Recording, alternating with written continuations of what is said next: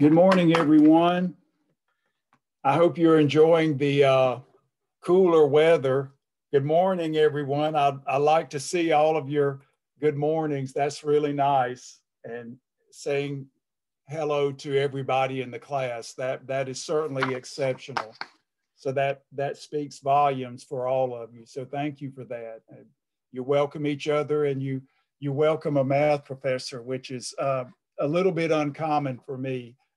But that's just the reality of what I do. So again, welcome.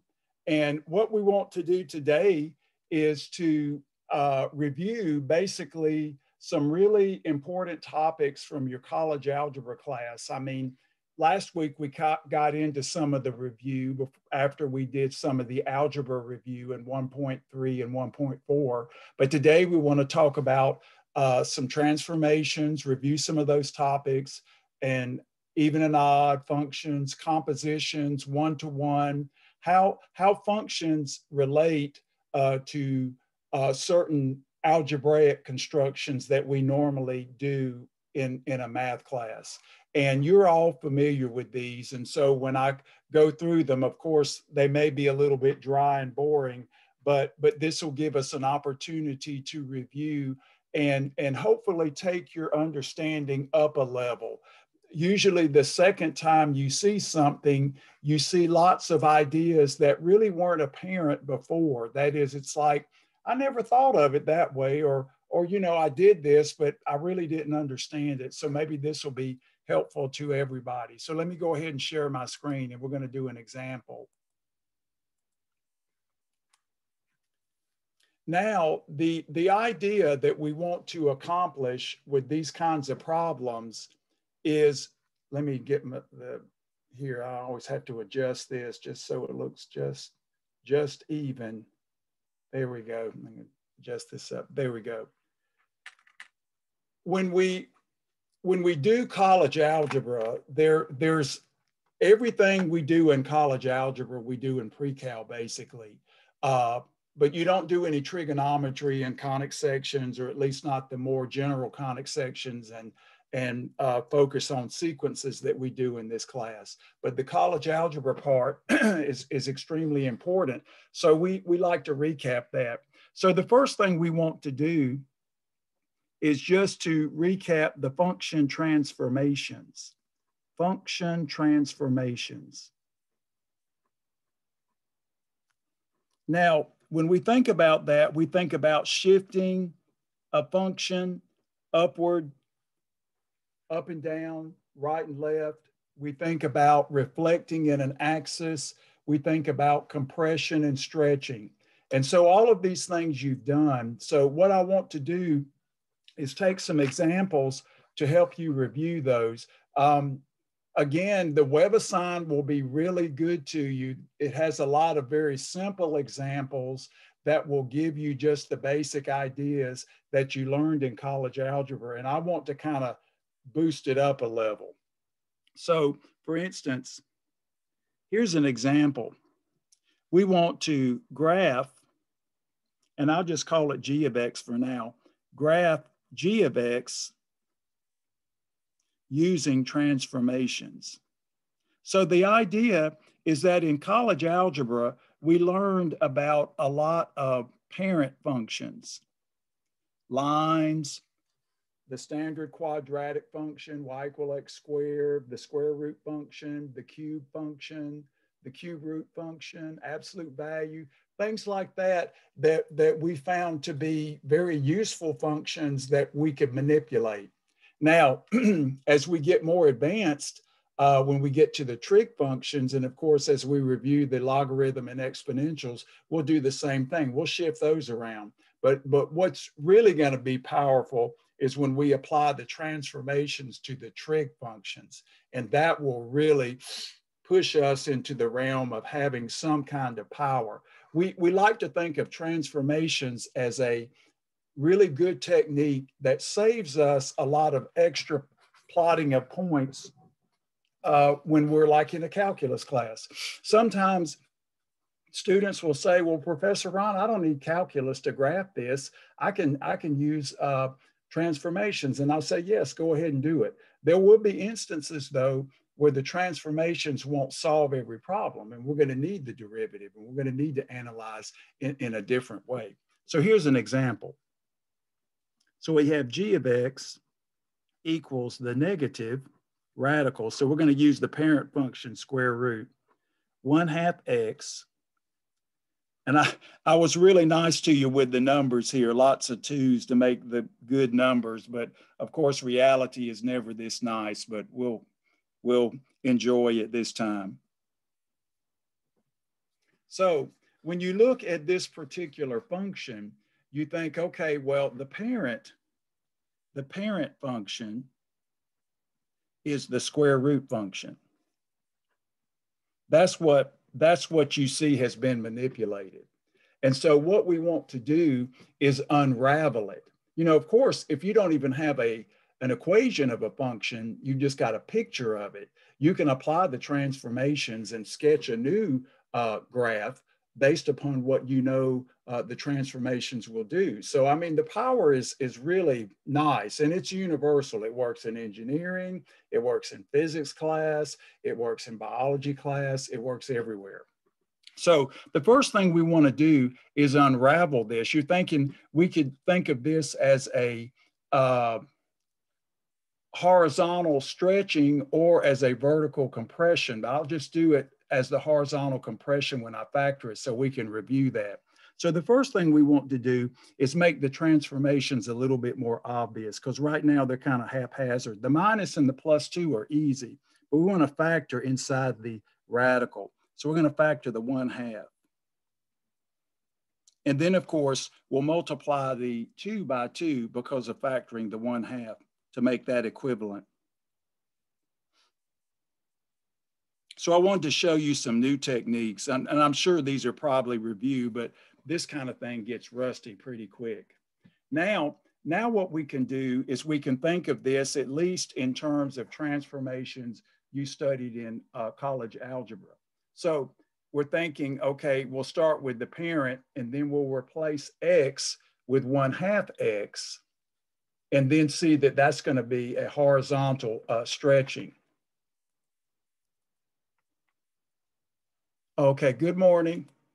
And so then we'll go a little bit further. We'll say, well, we're replacing x with x plus 4. So that's going to be a left shift. So let's just go ahead and do it. So now what you can see here is that we have very apparent transformations here. Now, I mean, in that form, it's a little bit hard to discern, but in the factor form, it's very easy. So here's what I want to do. Let's just start with the parent and build this and write down the transformation. Now, the first thing we're going to do is we're going to replace x with 1/2 x. So let me adjust this just a little bit. There we go. So we're going to do 1/2 x. So again, you remember if you replace x with a number times x with the numbers between 0 and 1, then that's going to be a horizontal stretch. So we say h stretch by 2.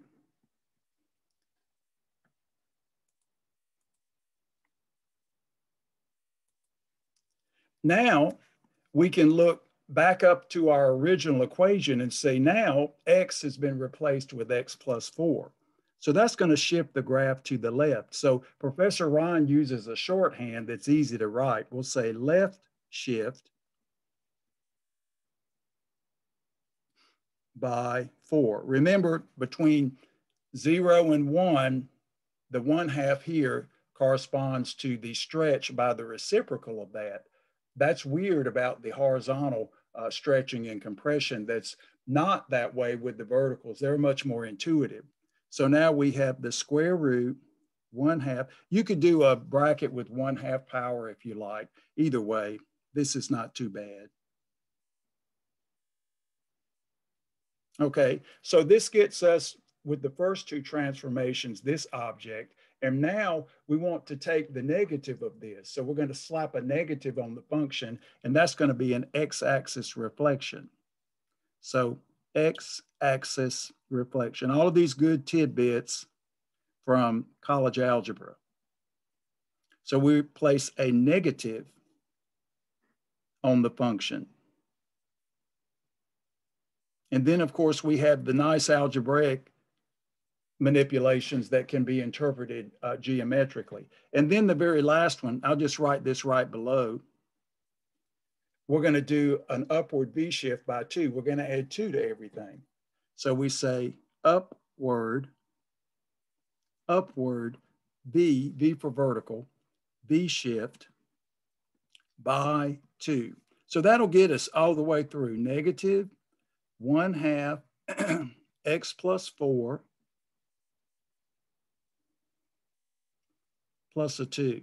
Now, of course, you're thinking, you know, you could plot 10 points or whatever, but still that would not help you as much. What we want to do is we want to take these transformations and move some simple points on the parent, just like you did in college algebra. So we can think of initial points, like we want to move 0, 0, because we know the parent function has a picture that looks, we've got a vertical tangent here that looks like that.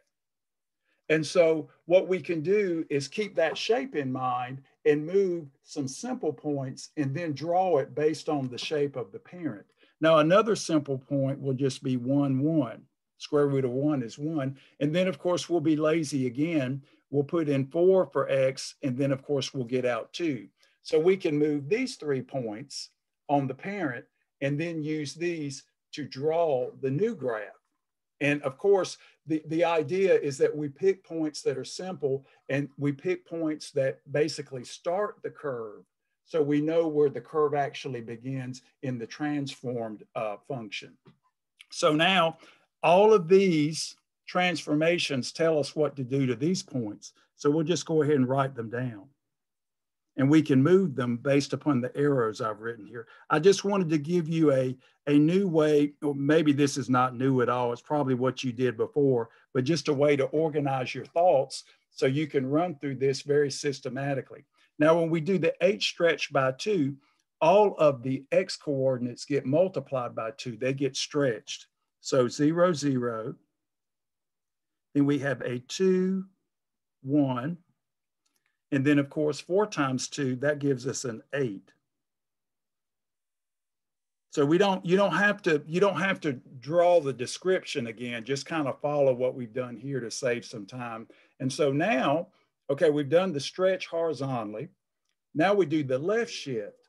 Now, the shifting that we do geometrically, that just means we have to subtract 4 from all the x coordinates. So we have negative 4, 0. 2 minus 4 is a negative 2. Very simple arithmetic. We work a little harder if we have fractions, obviously. And then 4 from 8 gives us 4. When we have fractions in trigonometry, we'll get common denominators. So our arithmetic is good, and that way we'll have confidence. So again, h stretch, multiply the x coordinates by 2. Left shift, subtract 4 from all the x coordinates. And now we look at the y's. We do an x-axis reflection. So all the y values get hit with a negative. So we have what? Negative 4, comma 0. Well, negative of 0 is just 0. And then we have negative 2, negative 1. And then, of course, here we'll have 4, negative 2. So this problem just gives you lots of review of the different transformations and how you can unravel them. That's a really good technique. We do this quite a bit. Now, the very last one, if you look, we've got the radical here, and we want to do an upward V shift by 2. So basically, this is going to, again, affect the y coordinate. So we're going to add 2 to all the y coordinates, upward V shift by 2. So we get negative 4, comma 2, negative 2. We're going to add 2. That'll give us a 1. And then add 2. Negative 2 plus 2 is 0. So when we look at this, here is our transformed graph, the transformed points, so to speak. Transformed points. Now, the reason I do it this way is so we can move points that are easy and give us more detail about the graph. If you're just indiscriminate about the points you choose, then you don't really know what you have. Where are you on the graph? Is this the initial point? You know, and that there's too much guesswork there. So now we can do our axes. And I picked a really nice function here so I can go into another topic. You know, we have to be efficient. So notice here we've got some negatives in the X and then positives in the Y. So we'll do a big set of axes just so we can all see everything.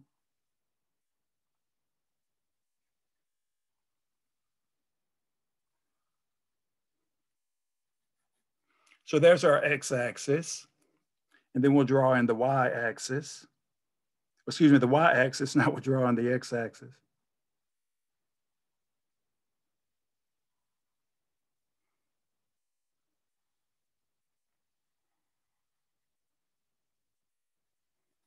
So we'll spread things out a little bit. I've got a lot of room here. So we'll do a -4, 2.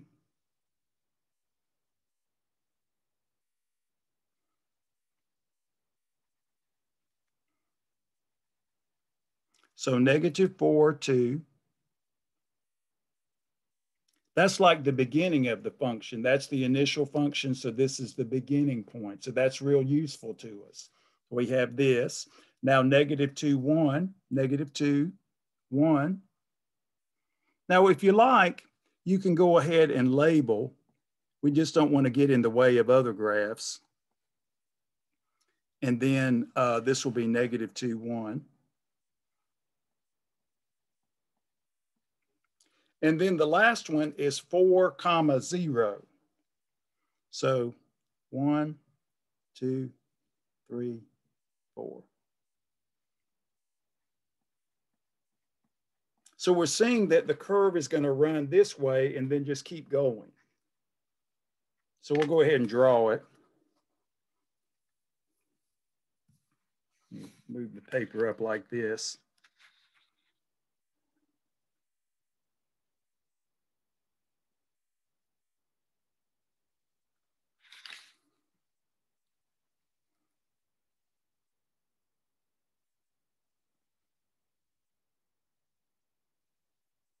And then it's going to keep decreasing like this.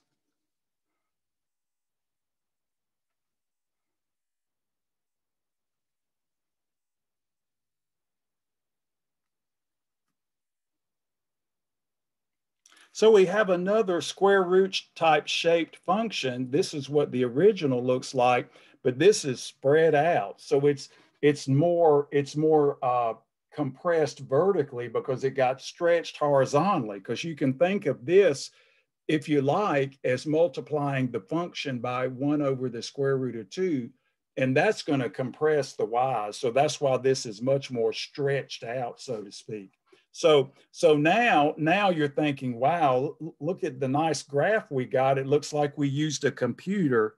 Well, you know, my drawing is okay, but the idea is that we have a very nice graph with minimal work. And if we're going to put some work into it, we want that effort to mean something and not just indiscriminate points. And we're like, what do we have?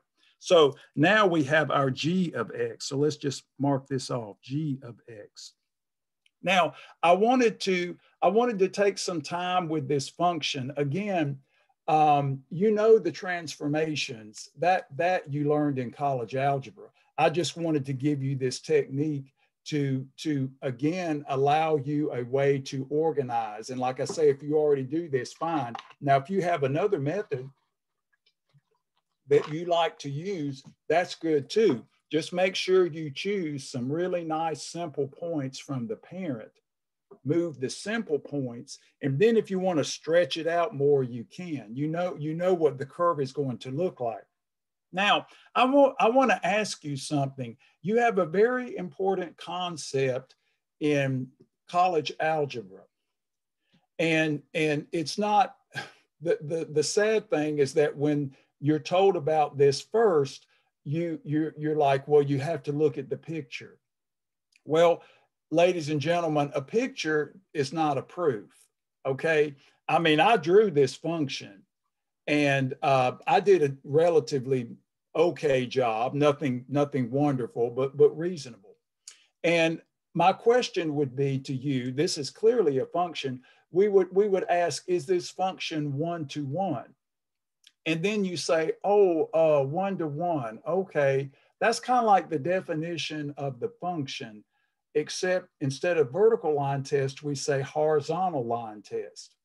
And then you'd say, okay, a function is one-to-one given the fact that the graph is intersected at most once by any horizontal line. So you would say, I'll apply the horizontal line test. So you'd apply the horizontal line test, and based upon the way you drew it or looked at it, you'd say, well, the horizontal lines only intersect the graph at most one point.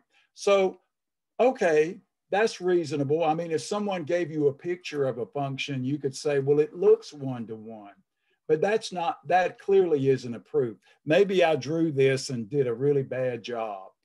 And you're like, well, that's not one-to-one. And so what I want us to do is think of the concept of one-to-one, because the transformations are the perfect environment to do that. So I'm going to write this down.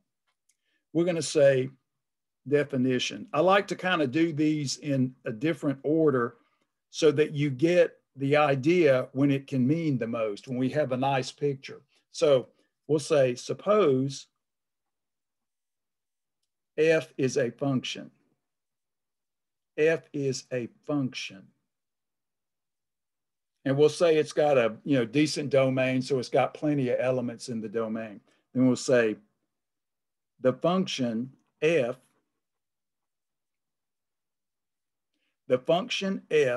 is, and now I'm going to write it out, but usually I'm just going to do 1-1 because we'll be lazy. We'll say 1, 2, 1. If and only if, double arrow, if and only if we have f of A equals f of B, this will imply that A equals B. So this is kind of the recipe, and it can be written in other forms. This is basically the horizontal line test. So just like the definition for a function, this is basically the horizontal line test, but it's done in a way that it's algebraically better. Horizontal line test. So the idea here is that if a function is one-to-one, the range elements are hit once. For instance, if 2 is in the range, there's exactly one element in the domain that maps into it. No other domain element has 2 as a range element. That's what this says. So if you had 2 elements that were equal in the range, it would have to be the case that the inputs were equal. That's basically saying not only is it a function, it's a very, very special function. It doesn't overlap. You think about the function f equal x squared. Well, that's clearly not one-to-one, because if you input 2 and -2, you get the same output, 4. But -2 doesn't equal 2. So you would say, well, that function's not one-to-one. And then you say, well, Professor Ron, I could probably make it one-to-one if I adjusted the domain. And that's true. And that's what we're going to talk about. So now when you look at this function, and we're going to use this definition to prove it, when you look at this function, now you're thinking, well, Professor Ron, looks like your graph passes the horizontal line test. So I might be inclined to say that it is one-to-one. And I would say that is a good inclination, but let's show it. So let's use this definition to show it. And then we're going to actually compute the inverse function. I like to talk about things when they make sense, not just because, there's a certain order. We want to have things fit together. So now let's remind ourselves what the function is. G of x equals, this is the original function right here, the way I gave it to you originally. And you can write either form, it doesn't matter. 1/2 x plus 2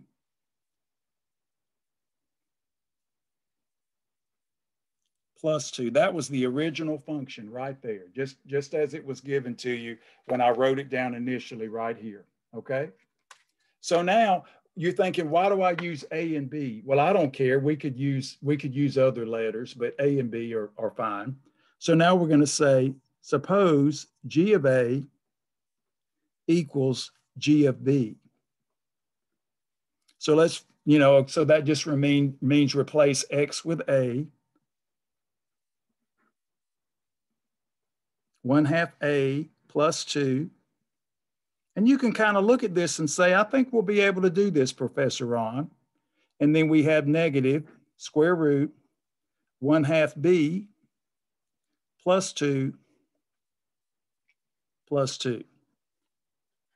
So when we set these equal, is it clear that A does equal B? Well, what we start doing is we just unravel it. So you're thinking, well, first, the 2's absorb. We just subtract 2 from both sides, they're gone. So we have negative, so equivalently, we have the negative square root 1/2 A plus 2 equals negative 1/2 B plus 2, okay? So now we're thinking, all right, well, if the two radicals are equal, and we're thinking, well, we're not quite there yet. We got these minuses. It's like we multiplied both sides by -1. Okay, well, let's absorb those. Let's just divide by -1. So we're going to absorb that. We'll just do it piecemeal. So basically, we're unraveling this, just like we did with the transformations, but the intent's a little bit different here. Now we have two radicals that are equal, and so we'd say, okay, well, if the radicals are equal, the inputs must be the same. So now we're going to square. So we square both sides, we'll get rid of the radicals. So if you like, you can just go in and say, okay, now we're going to get rid of the radicals. And of course, if we square, that's like 2 times the 1/2. That gives us the power of 1. So equivalently, we have 1/2 A plus 2 equals 1/2 B plus 2. So now it's really getting simple. So it looks like we're back to the beginning. Now the 2's absorb. One-half A equals 1/2 B. And now at this point, you'll say, okay, well, we can just absorb the 1/2, so multiply the equation by 2, and that'll give us A equals B. So you don't have to go through and write in every step. Like I didn't say -2 here. We can see that is an obvious reduction, simplification. So now what we're seeing is what we thought was the case. If we have two elements in the range that are equal, it had to be the case that the inputs were the same. So we'll say by definition, G is 1-to-1. And I think, like I say, I think this makes perfect sense because we do all of this work to get a picture of the function, and it appears to pass the horizontal line test. And so I'm not saying that that's something you have to throw out. I'm just saying that now, really, what are you doing when you look at a picture? I mean, let's face it, a drawing helps us to organize our thoughts, kind of like we did here with the schematic with the transformations. But the drawing cannot be the proof. We have to have some algebraic construct that says, okay, why does this picture look like this? Okay, that means we have to analyze the function. So when we looked at our parent function and we said we're going to use transformations, we're going to say, here's a reasonable graph. Here's a reasonable graph. And then if we look at this, we're thinking, well, is this original function here one-to-one? And we're thinking, well, it looks one-to-one. Well, I mean, it's the same deal. We could do this definition. This function is one-to-one. So now, just like you did in college algebra, you're going to say, well, if a function is one-to-one, then it has an inverse. One-to-one functions are invertible. So we know, and then I'm going to review compositions. We know that one-to-one functions are invertible. Invertible. That is, the inverse function, and here's the notation that we used. We use G superscript -1 exists. So it's better to have either that we've defined a function to be one-to-one, how we've restricted the domain, or we've proven that it's one-to-one, or I tell you that it is. Sometimes the problem will say, okay, this function is one-to-one. Compute the inverse. So we're not going to set you up, you know, if I ask you to compute an inverse, it will exist. I want you to feel confident that you can get the inverse function. Now, here's the routine there. I just want to go ahead and review this before I do the compositions, then come back and kind of tie it all together. Now, and we need an extra sheet here. We'll do a new sheet so we have more room. So let me move this up.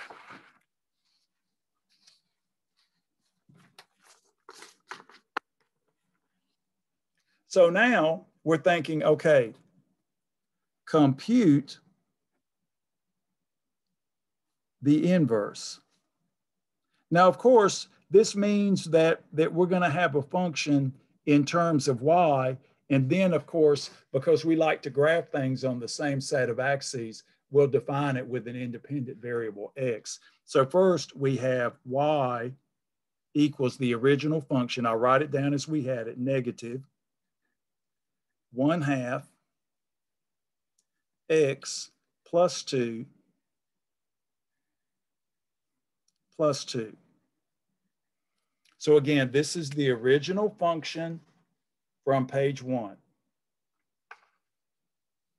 Now, remember, we start here, and what we want to do is solve for x.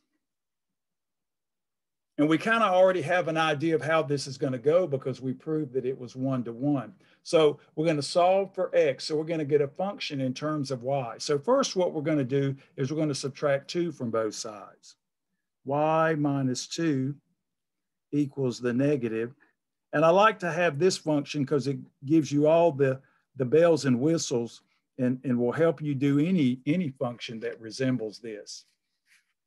So now, we'll go ahead and move this out of the way.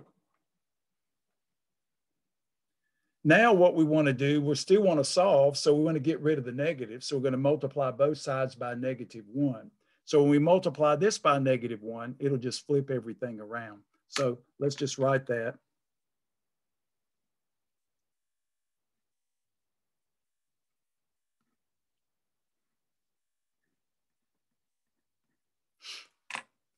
So again, the negative here will be negative, that'll be 2. And of course, the negative times the y. So that just turns that around. And then of course, the negatives here, they absorb. So now I'm going to do this. I'm just going to write it with bracket with a 1/2 to give us practice using the 1/2 symbol, because you're going to use that a lot in calculus. Okay. So now we're kind of like at the point where, again, we want to remove the radical. So we're going to square. So square to remove the radical. So we get practice with our identities. So now, square.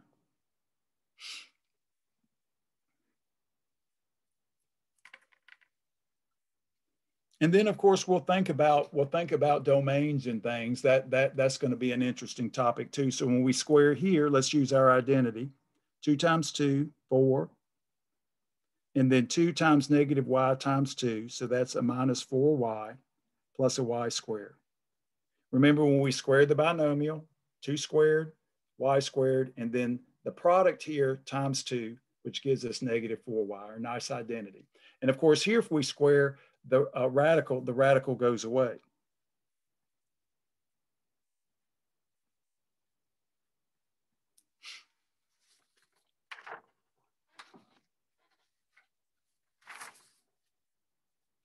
So now, again, we're thinking, all right, well, we're almost home. We're going to subtract 2 from both sides so we can isolate the 1/2 x. So we'll go ahead and write the y squared first.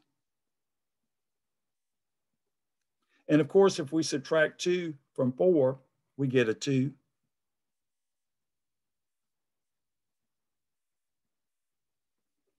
And now, of course, to solve for x, we just multiply both sides by 2.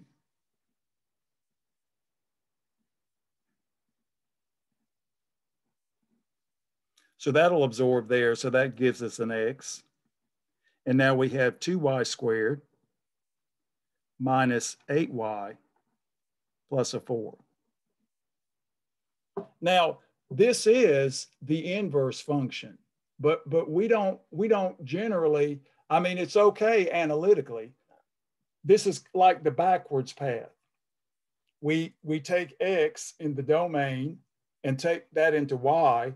And then if we start with y, we can go right back to x to get the reverse path. So this is what we call the reverse path. So when we think about our function and think about the function that we've drawn, then we really don't have to draw another graph. The one-to-one function determines a reverse path. But we find it convenient to kind of spotlight the inverse function as an independent variable x, so we can graph both functions on the same set of axes. So here, this says now we define the inverse function. You need more practice with this, and this inverses always get left out. And so I'm going to spend more time. You can transform functions. That's easy. But this is not easy. This is much more complicated. So I want to spend more time with this. So now we just take all the y's and switch them out to x's so the independent variable is the same. So this is 2x squared minus 8x plus 4. And there is our inverse function right there. Now, again, everything I've done, you've done before. It's just that this function maybe had a little bit more complication to it, but the whole idea, that's why we did all that stuff with the radicals, the squaring, the common denominators. I mean, you're like, you got so tired of that, and I'm sure you did, but now you're saying there's a payoff to do all that. Now when we go back here and we recall,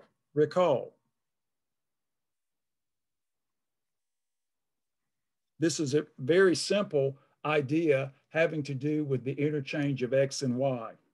This is why we like to write everything in terms of the same independent variable.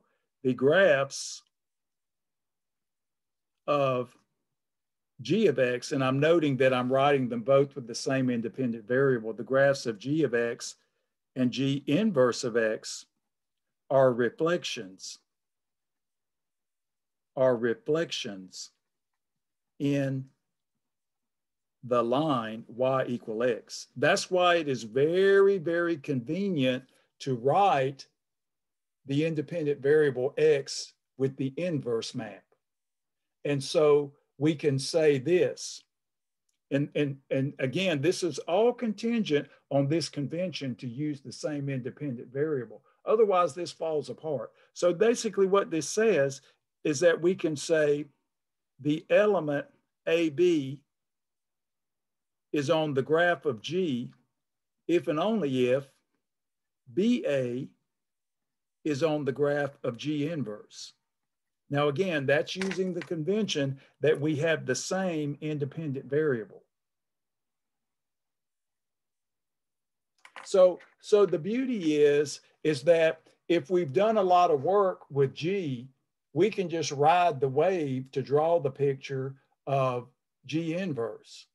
Again, the square root function has a quadratic as its inverse.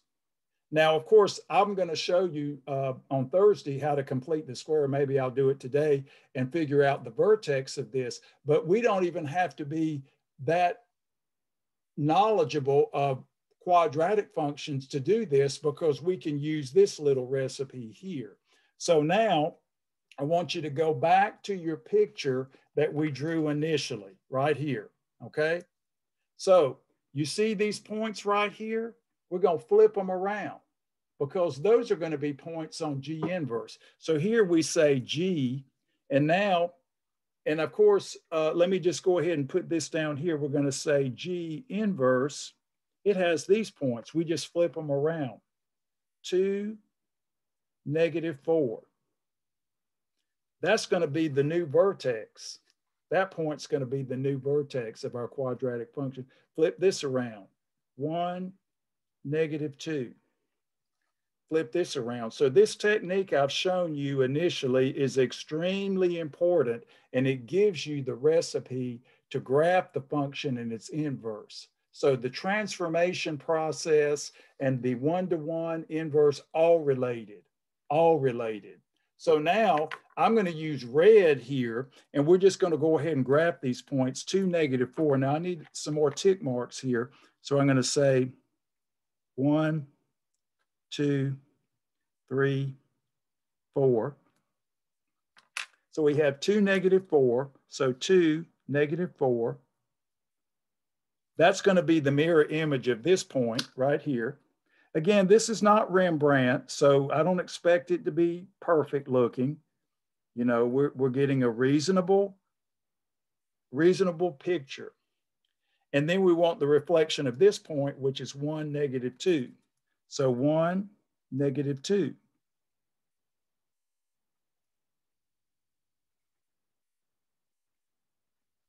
And then we want the reflection of this point, which is 0, 4. So 1, 2, 3, 4. And now we can draw it. Again, same shape.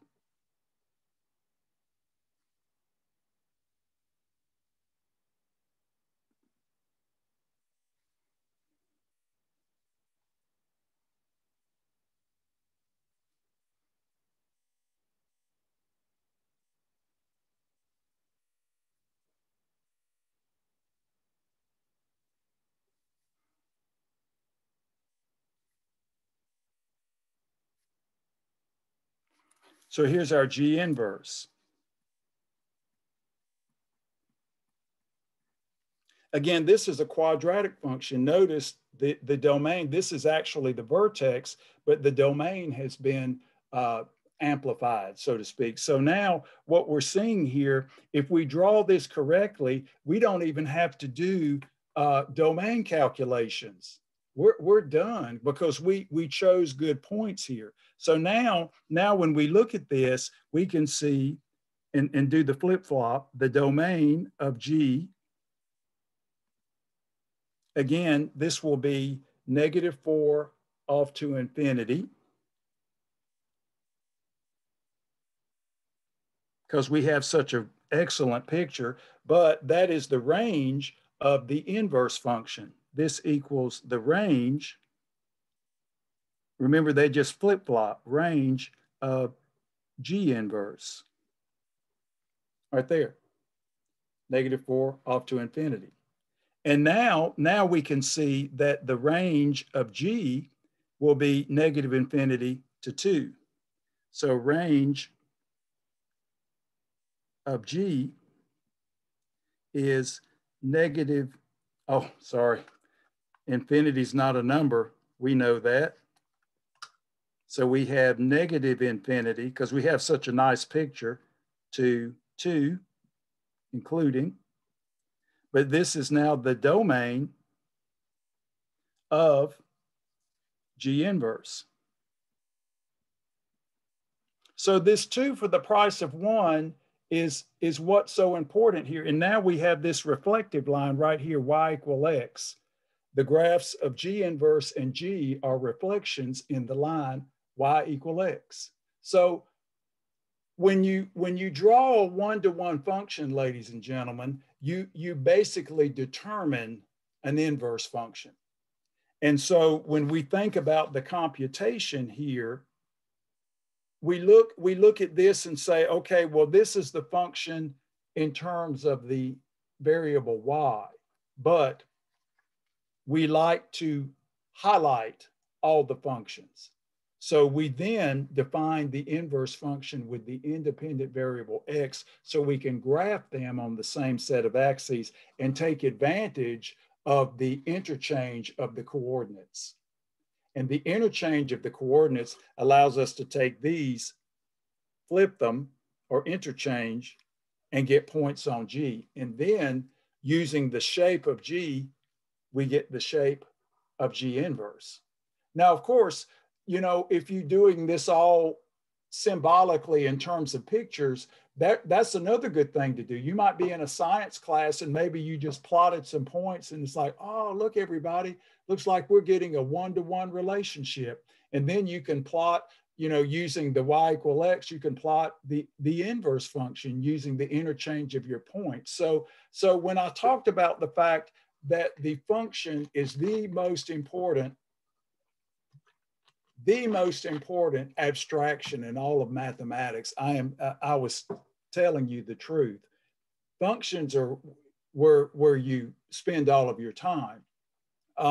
In grad school, you have courses in real analysis called functional analysis. I mean, you're thinking, well, we learned about functions, all we want to know, but then there's more to learn. So the idea is that we want to take a very straightforward transformation problem and then show that we have a nice recipe to draw a one-to-one function, prove one-to-one, prove one-to-one, as we have here, and then compute the inverse function.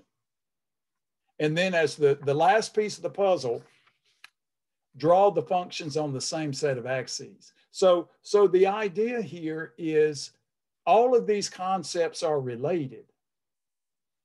Lots of times, like I said, we think of the inverse function as the reverse path, reverse path.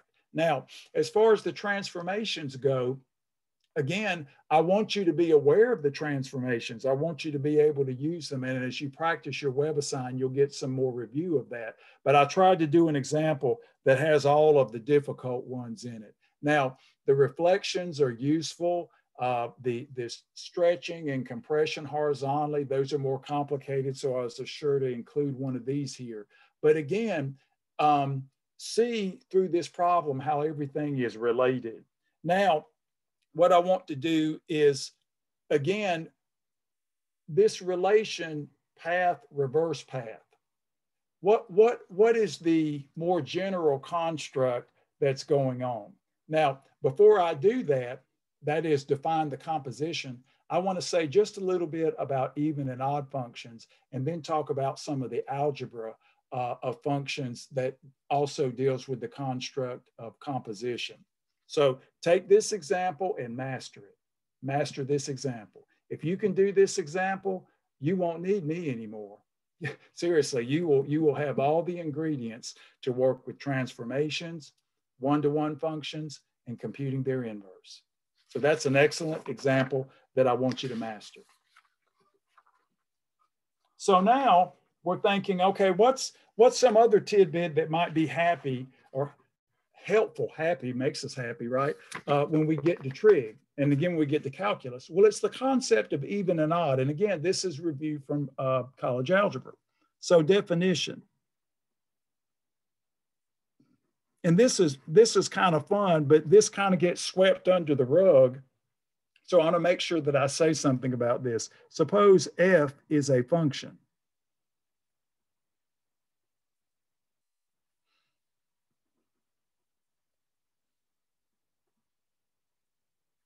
The function F, and I'll just say F is even if and only if. Now this is important. The first attribute here, again, gets left out for some reason, and it's extremely important. Number one, X element of domain of F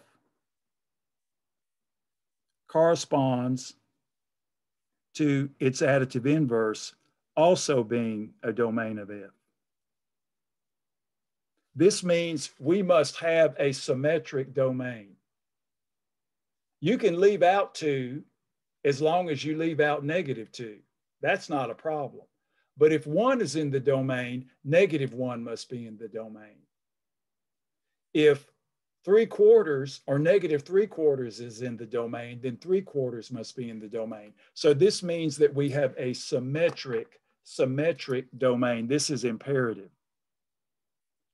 Symmetric domain. And this will be the same for the odd function too. And then the second part, which I know you remember, which you probably thought was the only part of the definition, that is, this is where we think about a transformation. If we think about replacing X with its additive inverse, that's just a y-axis transformation, y-axis reflection.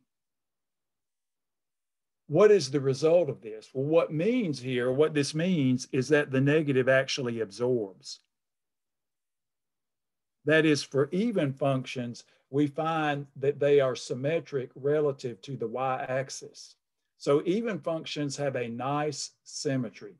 So let me write this in red. This means F has y-axis symmetry. You use this a lot in calculus, and my students in calculus 2 definitely use all of this algebra and then some. So boring now, but when you get to calculus, you will reap the benefits. So even functions, again, you look at this definition and say, well, that's pretty restrictive. I mean, most functions aren't even, okay? So the nice thing is that you think, well, okay, so why do we even care about this? Well, it's interesting, but when we get to trigonometry, all 6 trigonometric functions, basic trigonometric functions, are either odd or even. So it is extremely important. I one time had a colleague say that we need to remove some things from college algebra to make it easier. And they said, let's remove even and odd. I said, no, that would not be good. So symmetric domain is like inverse function. No, it doesn't mean that. The symmetric domain just means that when you draw the domain, it's symmetric about 0. So here's a nice symmetric domain right here.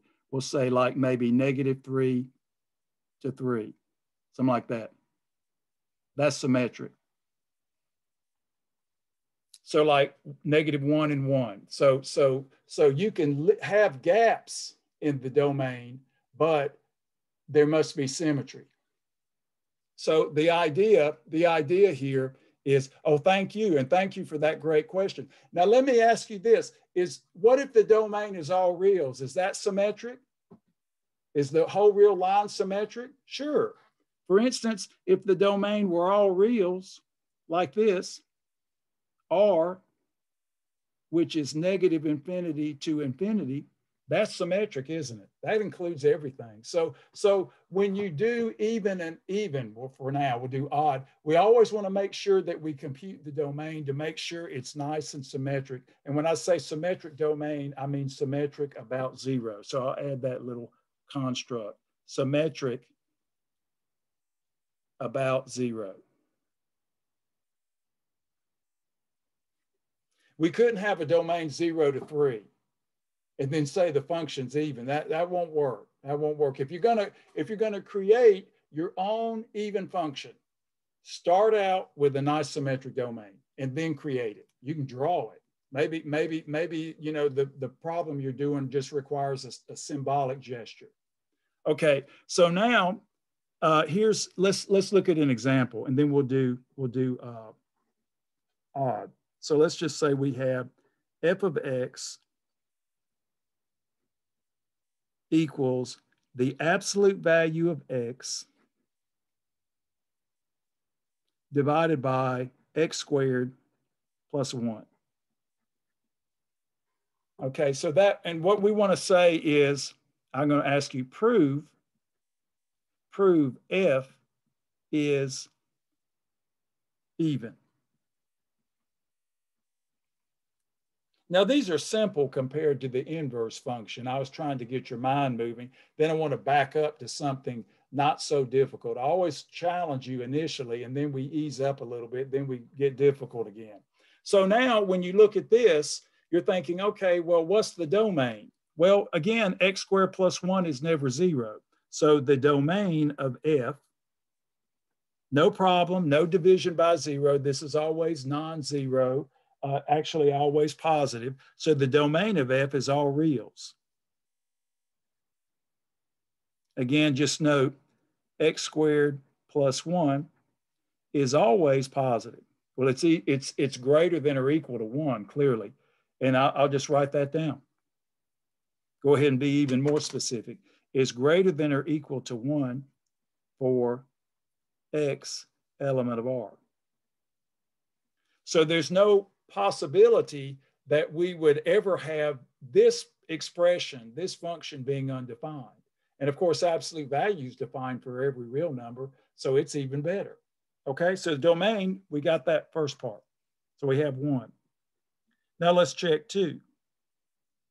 So, and again, when we do the trig functions, I'll show you a little routine. Proving those even and odd are extremely difficult. They require lots of case analyses. But I'll show you, and then we'll just say, okay, I believe you, Professor Ron, and I won't question that anymore. But we will use those definitions so much that they will become commonplace. Now, we want to replace x with its additive inverse and use some of the properties of absolute value.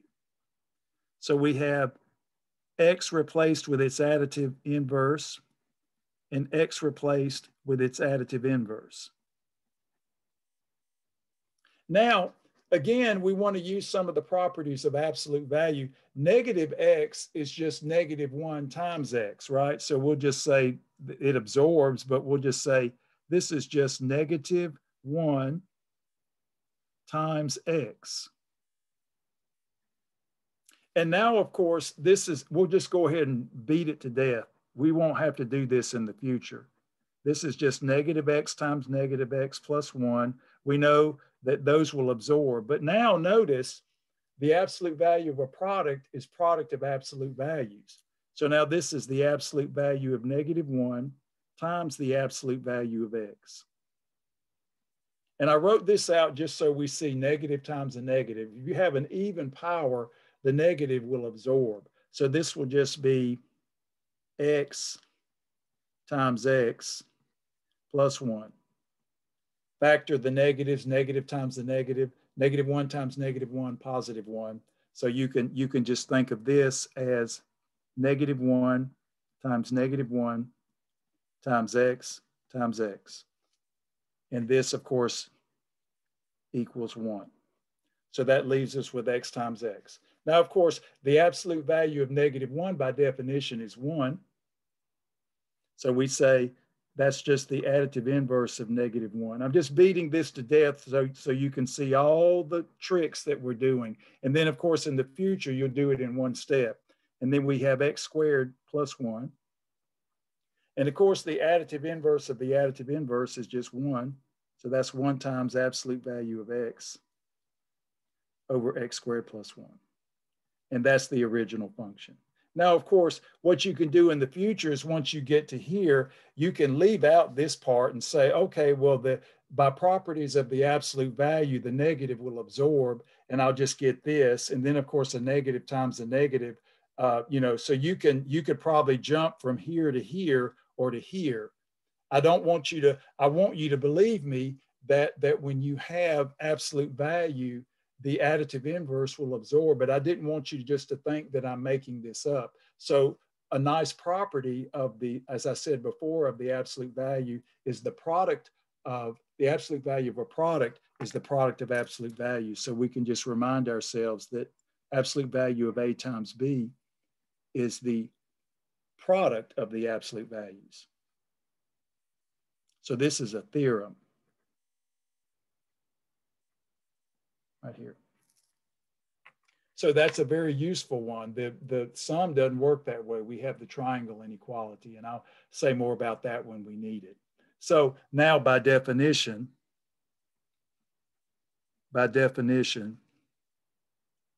F is even. Now what's interesting about this particular function, and when you think about it, it's going to have the y-axis symmetry. But when you look at this and you think about what's going on, for instance, f of 0 is just 0, and then you're thinking it's just going to grow and then die off. So if we were trying to do this without calculus, we could, and later when you get to calculus, you can apply some derivatives to it.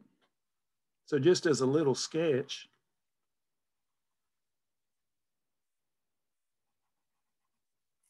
so here, f of 0 is just the absolute value of 0 divided by 0 squared plus 1. That's just 0 over 0, which is 0. So we get a 0 here. And now notice, away from 0, this is always positive. So it's going to grow, but then the square is going to dominate. So for instance, when we think about this, this will grow, max out, and then decay like this. Same over here, and I'll just use the symmetry here.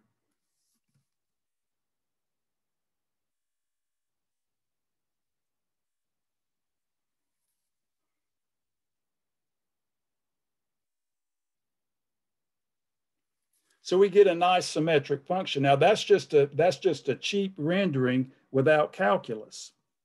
But again, since this function is even, it will have y-axis symmetry, and it's only going to be 0 at 0.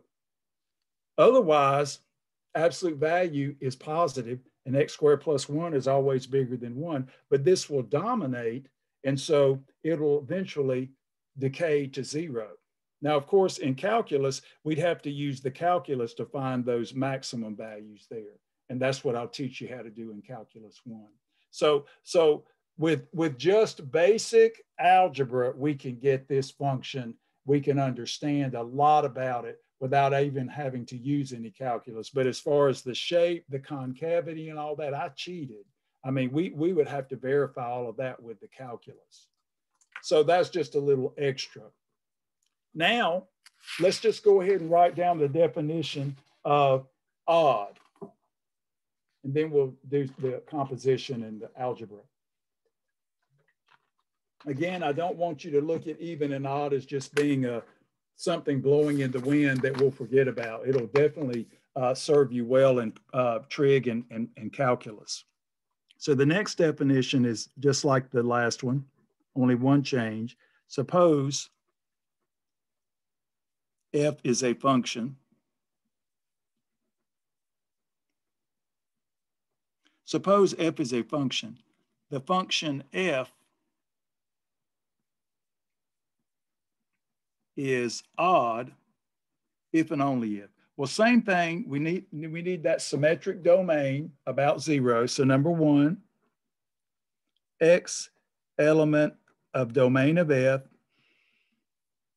if and only if its additive inverse is in the domain.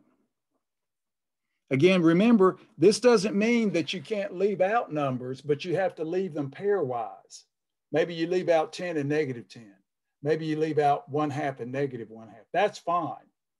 You just don't want 1 and not have negative 1. That's where the symmetry falls apart. And two, this is even more interesting. F of the additive inverse of F, what happens here is that the negative factors, and we get symmetry about the origin. In the even function, the negative absorbs.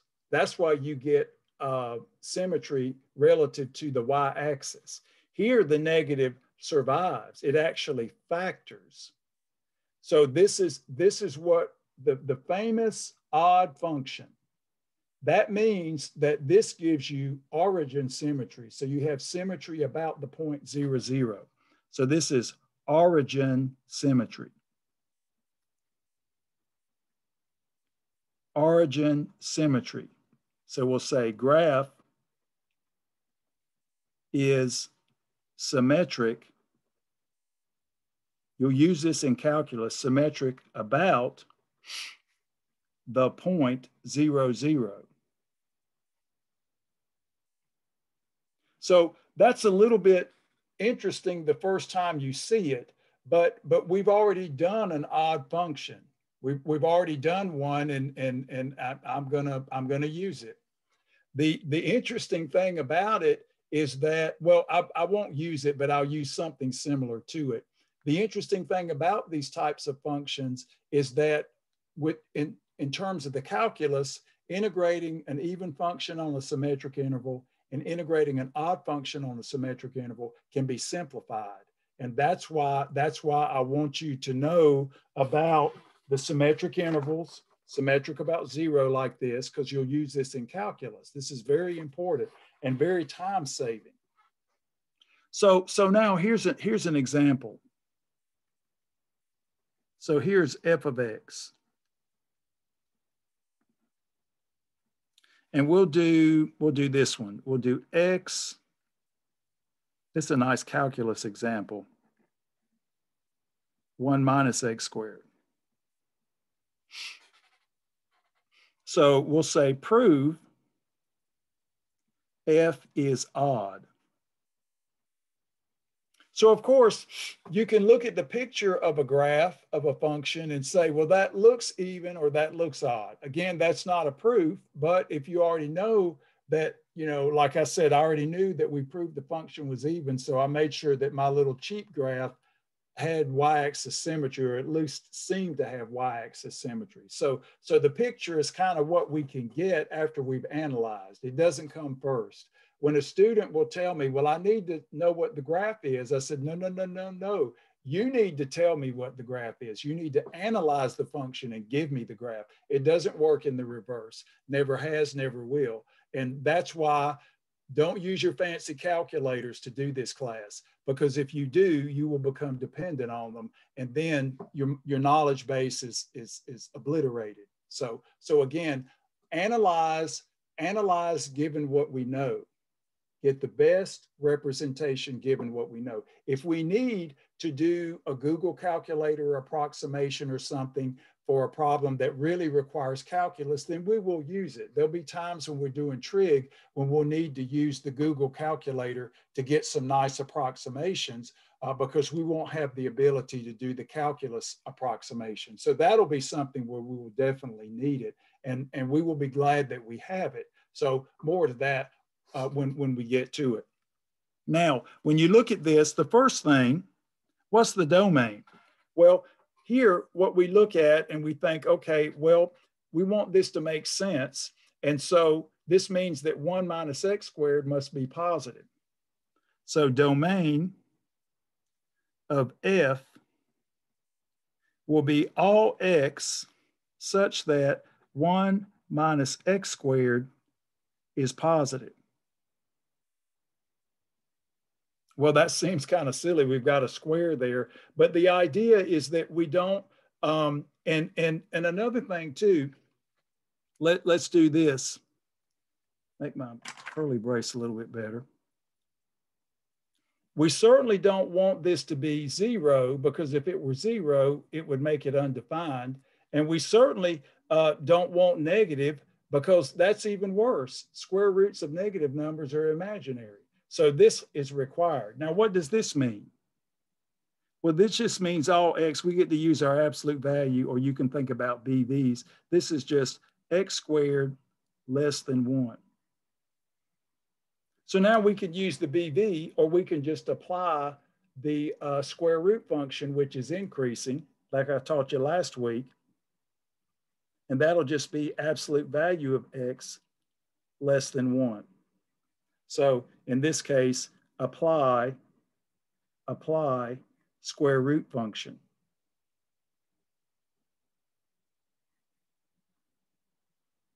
And the reason I'm doing this is that you can use the BV technique, but now that's just a conjunction. So x will live between 1 and -1.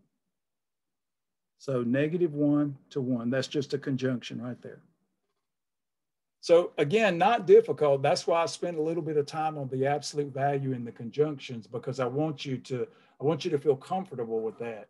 And I don't want you to get to calculus and look at it and say, I've never seen this. Well, if you've had my class, you will have. And so you won't have an excuse.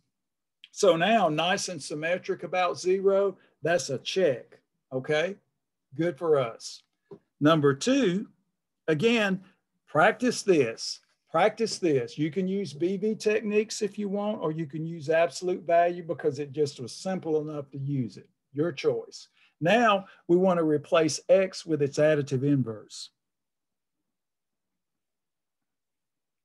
So now let's go up to the function, replace x with its additive inverse. So this won't be as busy as the last one, ladies and gentlemen. I think you get the drift. I just wanted to be nice and detailed so that everybody's on the same page. And I don't want you to guess about anything. So 1 minus -1 quantity squared. Oh, yeah, let's not make the x into a 1. How interesting. There we go. So now we've worked on this before. We still have the -x. We'll work with that.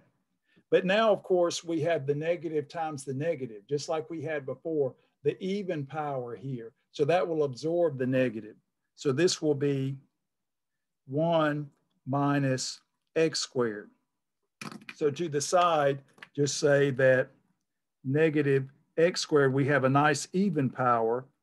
This is just -x times -x, which is just x squared. Just remember, when we have the even power, the negative absorbs. We'll use this again when we have the odd power, the negative survives, okay? So now, if you like, this is just the negative of the function, so we can write it out to the left of the fraction.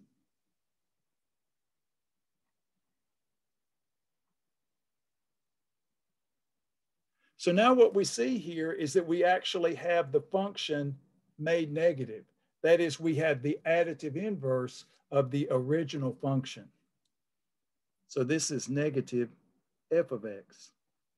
So by definition, and I don't want you to take this lightly. I don't want you to spend hours on it, but I don't want you to think I'm just brushing over the algebra. You'll get more confident with this and work through it more quickly as you build your expertise. So by definition, f is odd. Now, when we think about this, and this is a very interesting situation.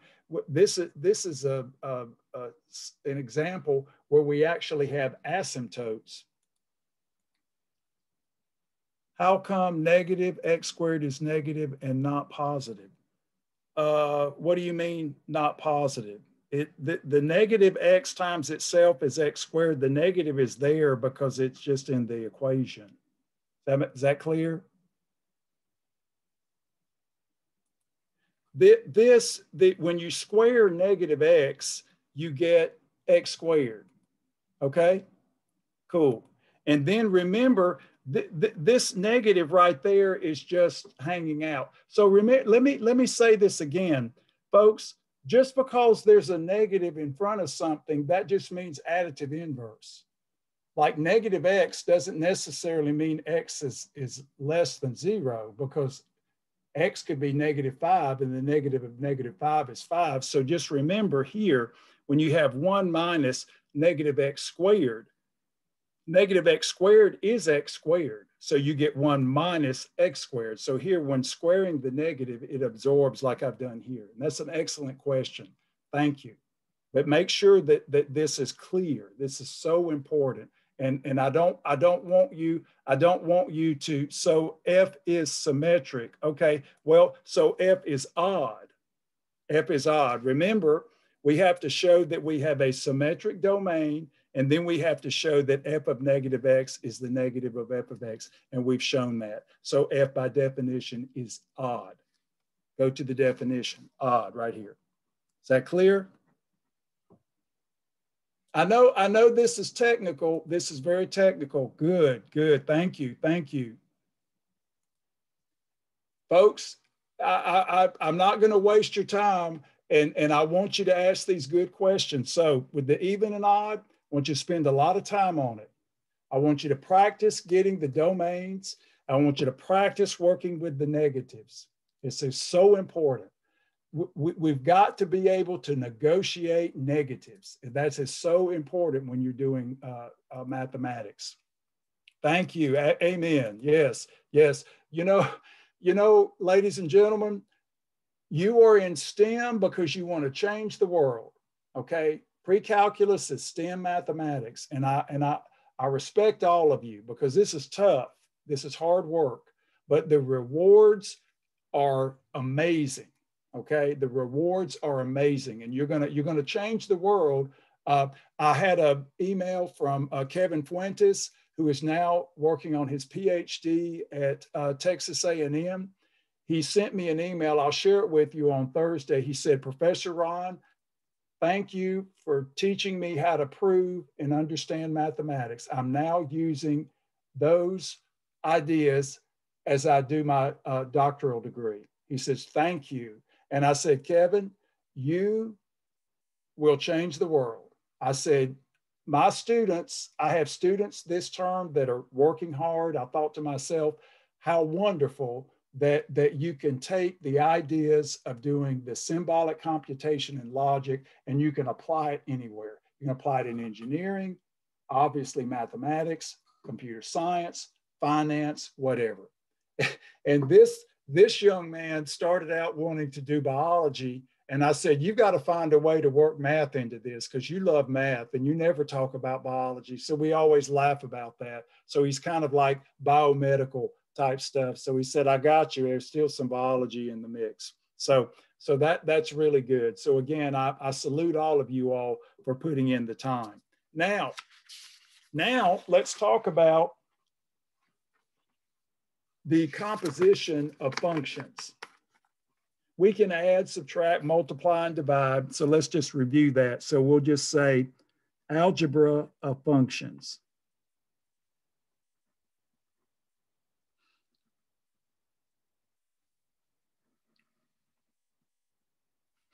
So in this case, we basically have 5 ways to combine functions, and we've already been talking about it. Number 1, we can say f plus g. We can add 2 functions. And of course, if we add 2 functions, f plus g, we just say f of x plus g of x. That's how we define it.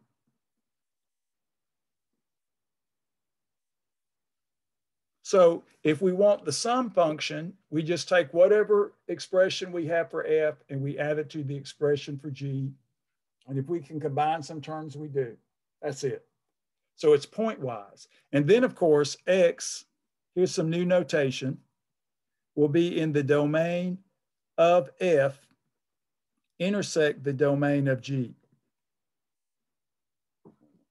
So the idea here is that if we're going to add 2 functions, we need to input x's that are in both domains. So this means the upside down u means intersection. Intersection. So we'll just say x is an element of both domains.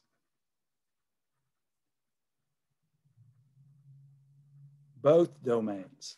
So that, like we have the union symbol, now we have the upside down U, which is the intersection. 2, it's like, okay, well, what if we subtract two functions? What if we say f minus g? Well, we define that very simply, f of x minus g of x. I just want to remind you of these. These are easy to use, but I don't want you to think that I just forgot about them. We've already been doing this in section 1.3 and 1.4. We've already done this. You've gotten common denominators. You factored. You've been doing this already. I'm just kind of writing down what you've been doing. So we have, again, x in the intersection of the two domains. Okay. And then, of course, we would think that we would like to be able to multiply functions, because we're going to do this in calculus. Like we want to be able to take the derivative of a product of differentiable functions. So f times g will just be what? F of x times g of x. So we'll do the same thing we did for 1 and 2, but now we multiply. Remember when you juxtapose the letters, that means multiplication. You can put a little dot there if you want, but this will mean multiplication. And again, x must be in the intersection of the domains.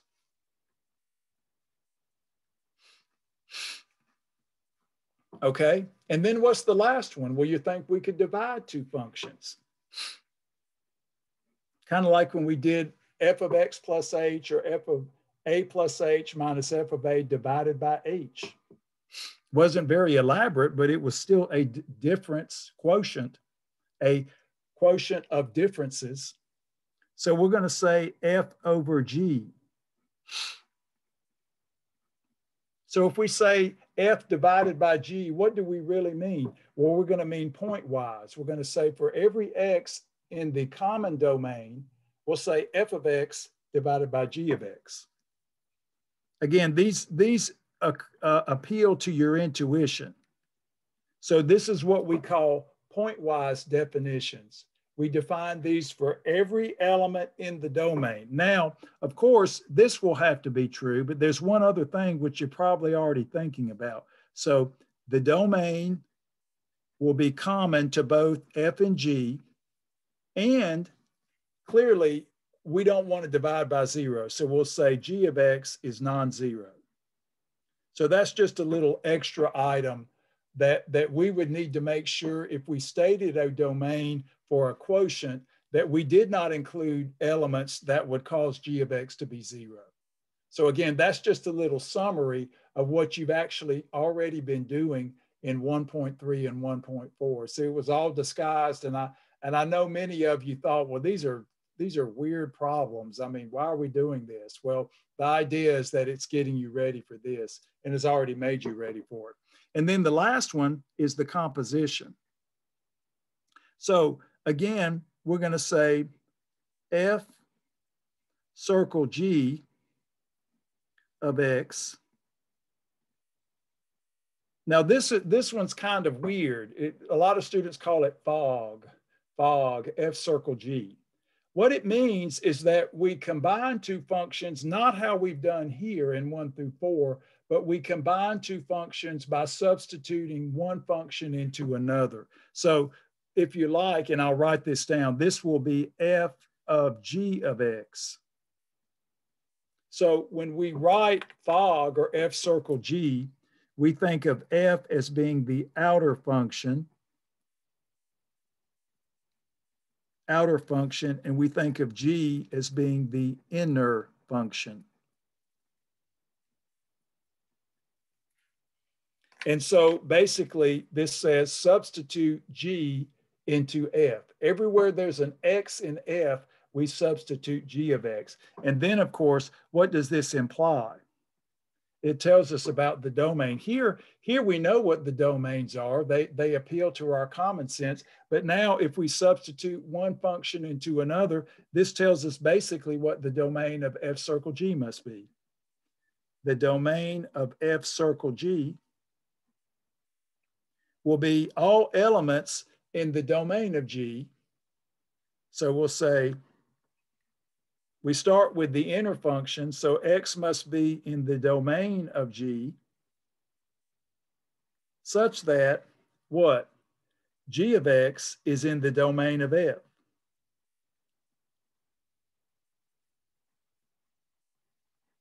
Now, if you think about that, it really has to be this way. That is, when you look at the inner function, you're saying, okay, I'm taking G of X.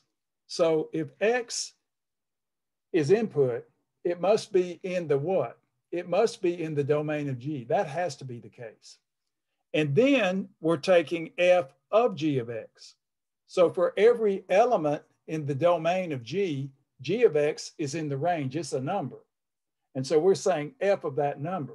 Well, if that's going to make sense, then that number must be in the domain of F. So it's kind of like a tumbling weed, so to speak. You can't move forward if the construction or the application doesn't make sense. So first, we substitute the X, which has to be in the domain of G. And then we substitute the G of X, which has to be in the domain of F. So we get this string here, which tells us how to compute the domain of F. Now you might be thinking, we may compute this, and then when we look at this, we don't have any further restriction. Maybe we do, maybe we don't.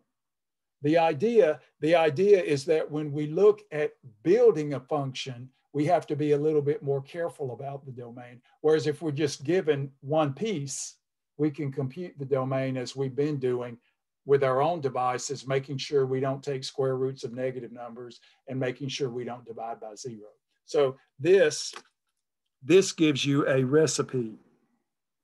Like all of this is a recipe. This is the recipe when we build the function, recipe. Like I say, Dr. Gardner at the University of North Carolina, who basically invented the technology with differential geometry, used to always use the word recipe. And I thought that was good. So when you do differential equations, he says, we got to follow the recipe. And yeah, every time he said that, everybody got hungry in class. We thought about we're all starving. Let's do an example. So here, let's look at f of x equals, we'll say x divided by, in this case, x squared minus 4. And we'll say g of x equals 1 over x. Okay, and here's what we want to do. Compute domain of f circle G. Now, of course, we can always substitute one function into another. That's just basic algebra. Students don't ever seem to have much of an issue with that, but I want to compute the domain using the recipe. So first,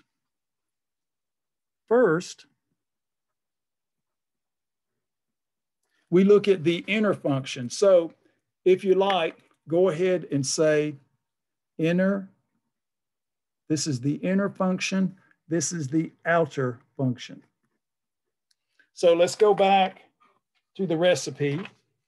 So first we need to figure out the domain of G, the inner function. So we go to the inner function and just say, well, this is a nice function, but we certainly don't want to divide by 0. So we say the domain of G will be all real numbers except 0. So that's clear. Negative infinity to 0, union 0 to infinity.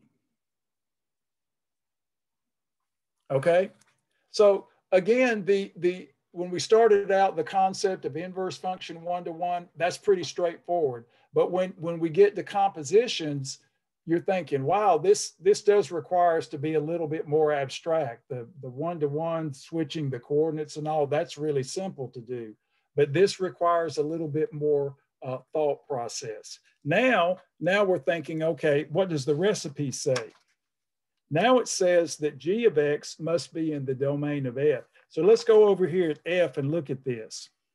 If we replace X with 1 over X, we don't want the denominator to be 0. So that would be the restriction. Again, let me just show you this one more time.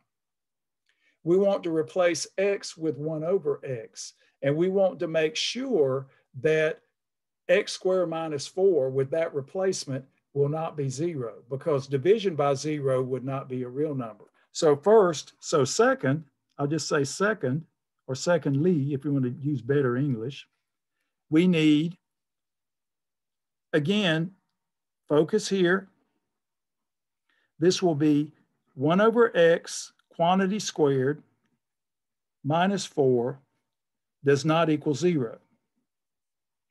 So again, when we do the replacement, we want to make sure that this is true. So replace X with the inner function and then make sure that this particular expression is not 0, because it would have to be the case when we form the composition. So what does this say? So this says 1 over X squared, just go ahead and square it out. 1 squared is 1, X squared is X squared, laws of exponents. And if you like, so we have minus 4 does not equal 0. And now we can just go ahead and add 4 to both sides. So we have 1 over X squared does not equal 4. Now, what's nice about this is that this is not an inequality, so we can invert both sides. So flip, invert. So this says X squared does not equal 1/4. Now we can use the square root property. So all the bells and whistles that we've been using all along that we reviewed. So if and only if X does not equal plus or minus the square root of 1/4. But of course, the square root of 1/4, that is just 1/2. That's a perfect square. 1/2. So now look what the recipe says. The recipe says, start with the domain of G. Start there first, the domain of the inner function. And then we must be sure that the range of G is in the domain of the outer function. So that means that we have to look at F and think, okay, we have to replace X with 1 over X squared, and we need to make sure that that expression is never 0. So this will be defined as a real number. And so now we see that we have 2 more restrictions.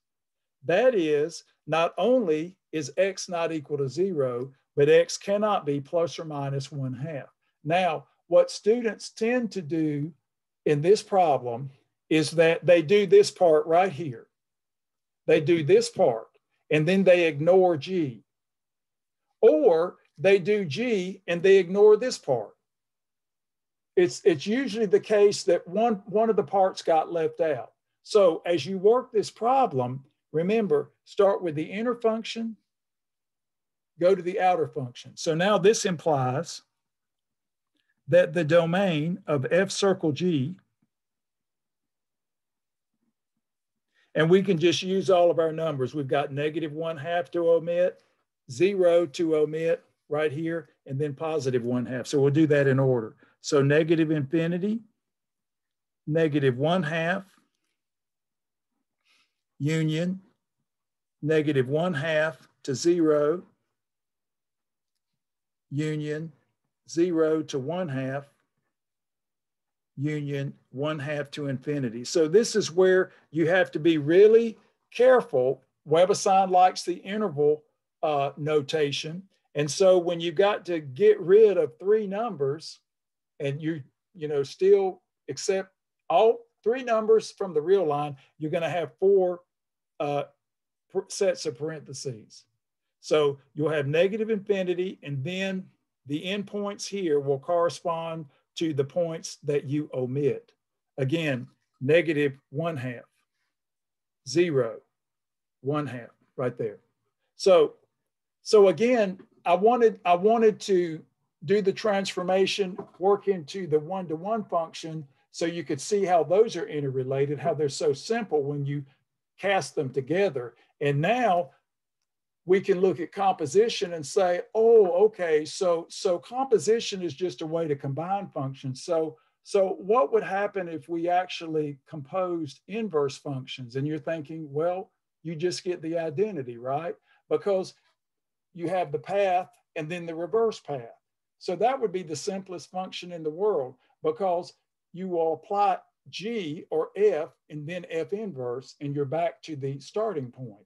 So the composition now can really be a way to identify a one-to-one function. And so let's write that down. So as you work through the compositions, make sure, again, that you abide by the recipe that we have here. And then, of course, as you add or multiply functions, you simply utilize the intersection of domains. That's it. This being a lot easier. This is a little bit more complicated. So you have to kind of break it down into a couple of steps. And don't worry if you don't get any further restrictions. That's okay. If they don't exist, don't make it up. Just say, okay, we're done. I mean, you may be satisfied with just the domain of G. Because if F is the outer function is relatively simple and you really can't divide by 0 or have any further restrictions, then that can also be the case. So don't be surprised by that. Just welcome it. Now that we have the composition, let's go back to our nice one-to-one functions and note. So suppose F is 1-to-1. And now I'll use my nice shorthand. We'll just say 1-1 if you like. You can write 1-1, but this is easy, 1-to-1. Then F inverse exists.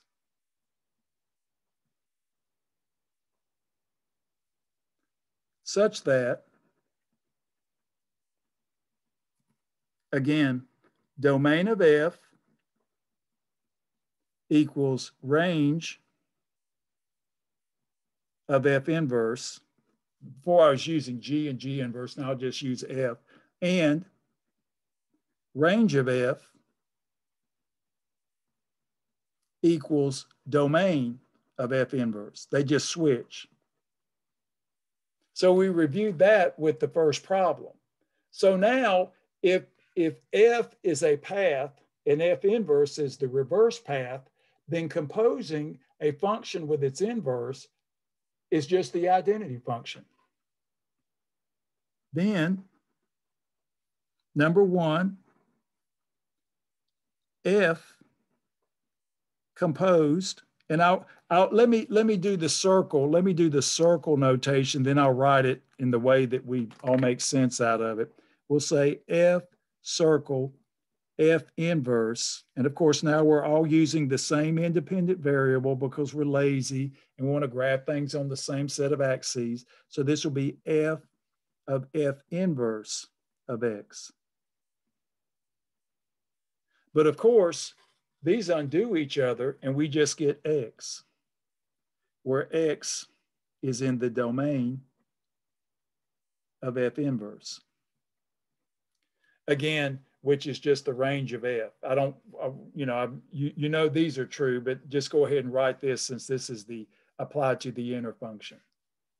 2, if you flip it around, and this is the thing about the compositions. Normally, when you change the order, and you'll see this in your WebAssign, you don't get the same function. If you have F circle G and G circle F, in general, you do not get those to be equal functions. It's the commutativity doesn't hold. But you see here, it does. If we say F inverse circle F, again, this is path, reverse path. This will be F inverse of F of X. Again, this is, again, X. When we say that you input X and you output X, that's what we call the identity. And so this will be for all X in the domain of F. So when we see that the input equals the output, equivalently, F circle F inverse and F inverse, circle F, are identity functions. Input equals output.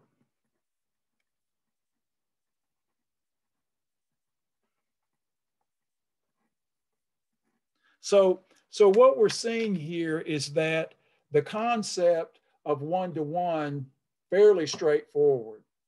Basically, horizontal line test, f of A equal f of B implies A equals B.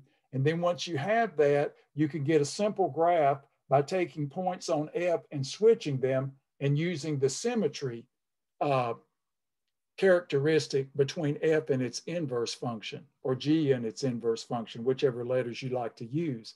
That makes so much geometric sense, and it's so easy because it's based on the transformation exercise that we did. Now, again, with the path and the reverse path, you can see how composition gives you another way to show that two functions may be invertible. Maybe not the most efficient. You know, you're thinking, you know, I can compose functions, but maybe I need to kind of figure out that I've got a one-to-one. But as just a simple exercise, you can do the composition and see that you get the identity. That just would be extra work, so to speak. Now what we want to think about, you know, what's the last piece of the puzzle? When it comes to one-to-one functions, we know how to prove one-to-one, and we know how to solve for the inverse function, okay?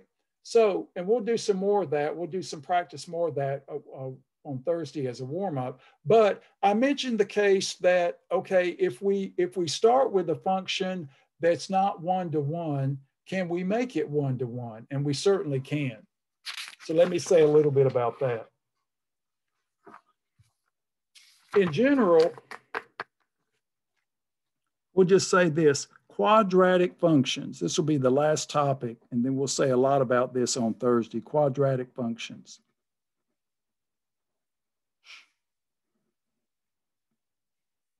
The general quadratic function is like thinking about the quadratic equation.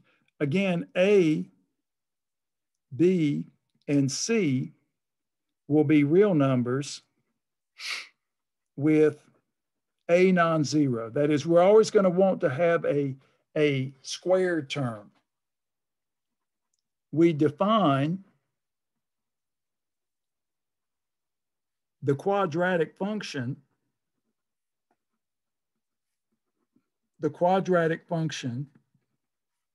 as, in this case, f of x equals ax squared plus bx plus c. And without restrictions, x would be a real number. So that's the quadratic function. Looks like the quadratic equation, and we just set it equal to f. And then, of course, all the theory that we know about quadratic equations comes tumbling down. Professor Ron's AC lemma, finding zeros, all of that stuff, same song and dance. So it's really good we already know how to do that. But in general, this is not a one-to-one function. This is not a one-to-one function. So we might think, well, how do we analyze a quadratic function, and how would we go about making it one-to-one? Well, then that we have to have the concept of vertex. So I'm going to say this is, we'll call this standard form number one. Standard form number one. So if they give you that form, that's not what they want by standard form. There are two standard forms. And then standard form number two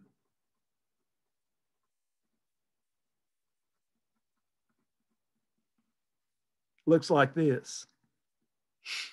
That is f of x. We have the same leading coefficient, a x minus h, quantity squared, plus k, where v hk is called the vertex. Number one, if A is positive, then K is the minimum value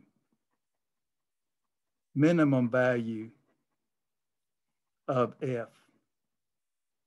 So this vertex has a really distinguished characteristic. Wow, okay.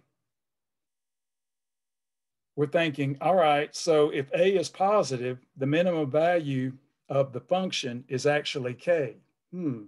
Two, this is defining the vertex. If A is less than 0, then K is the maximum. And I'm not saying relative max or local, I'm saying absolute maximum is the maximum.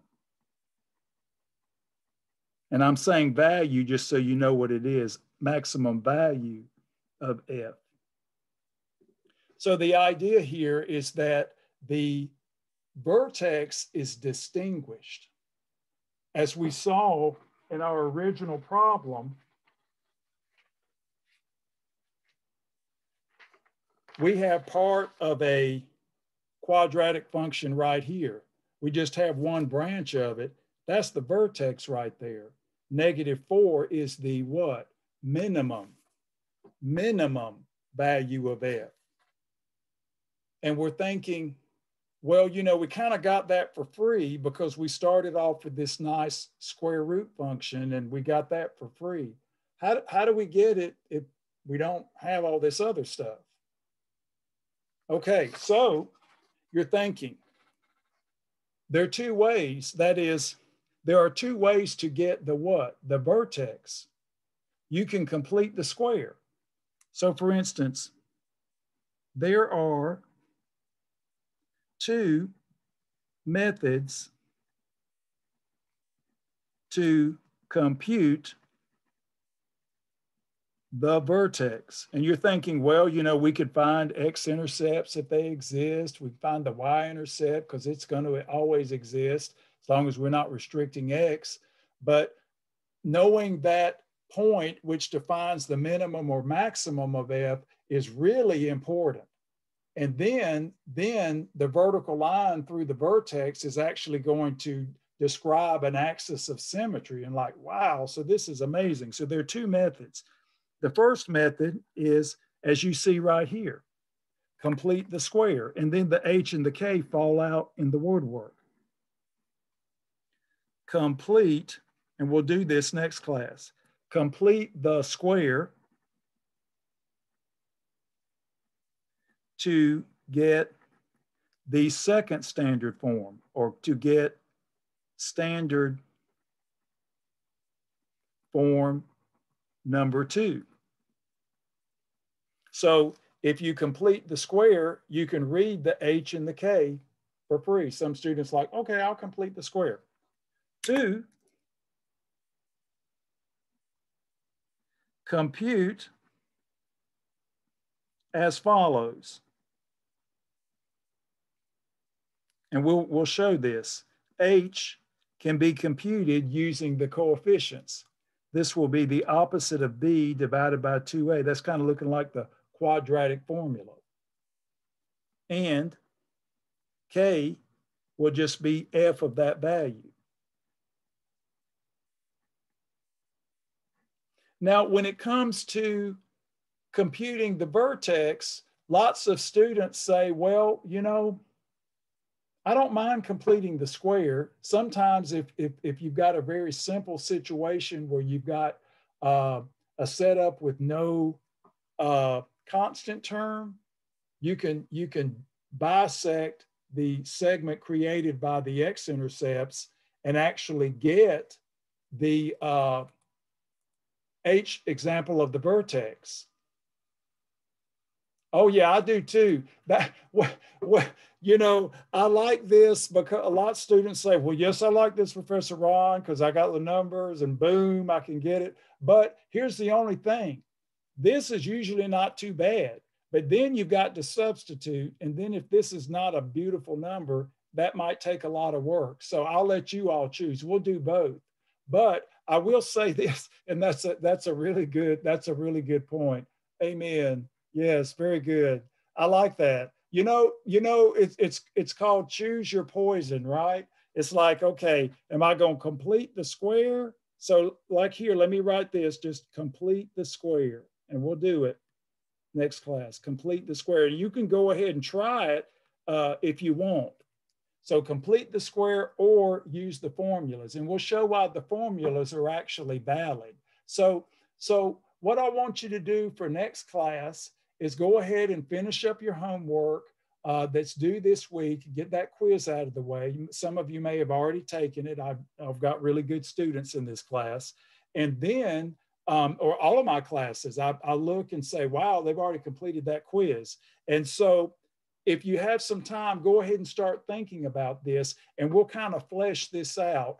And then it'll be kind of like the springboard into polynomials, because this is a polynomial and of second degree, and it's a very distinguished polynomial. So this is going to give us a nice roadmap for quadratic. But of course, the fun's over when we get to cubic and quartic and all of that. We don't have these nice, beautiful formulas, but I'll show you ways to manage higher order polynomials, just like you did in college algebra as a review. So take the ideas we did today, go back and spot check some of the notes, look at the Smart Pen videos and see, well, I remember this. I'm good with this, Professor Ron, but focus on the ideas that are the most rusty. And so next class, what we'll do, ladies and gentlemen, is we'll focus on this and see how this actually works with some examples. And you can pick what you want to do.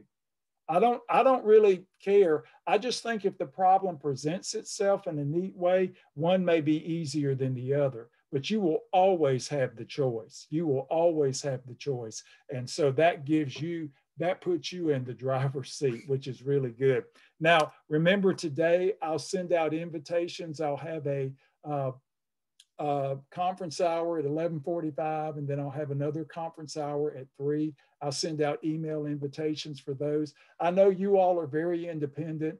You can send a WebAssign message, you can send an email, you can come to conference hours. I'll leave that completely up to you, because I want you to feel that you have flexibility in the class. I'm not here to be a truant officer. I'm not here to, bang on the door and say, do your work kind of thing. You all are mature students, but I want you to know that I'm here to help you as you have questions. And so hopefully what you're seeing is that we're doing a lot of college algebra review, but study like this is new, because when we get to trig, it will be new for a lot of you. And if you've had some trig before, that's good, but we will start at the bottom and we'll work up. But I want everybody to be in a nice mode of doing math so that you feel nice and comfortable when we get to that point. So let me thank you today for your attendance.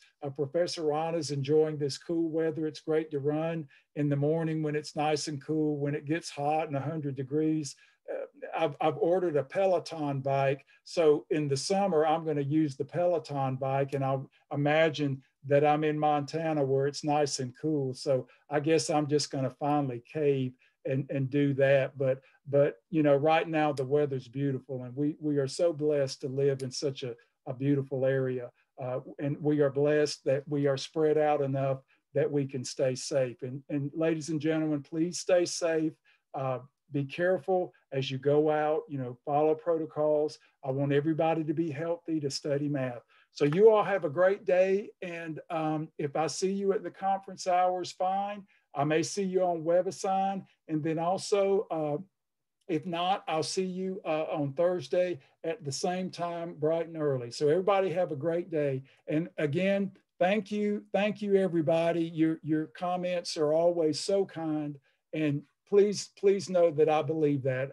I get more criticism than I ever get praise being a math professor. And I won't be dishonest with you. Many times it is very hurtful. And I have to let you know that STEM math is really difficult. and it requires a lot of time, but I'm here to give you the great ideas, hopefully, that'll help you get better. So please look at me as someone who can help you, not someone who's a horrible person, because of course you can read my heart knowing that I want you to do well. My goal is that all of my students succeed, but I want you to work. And if you work, you will get better. So everybody have a great day. And thanks everybody. You all get 10 points to boost your morale. So have a great day.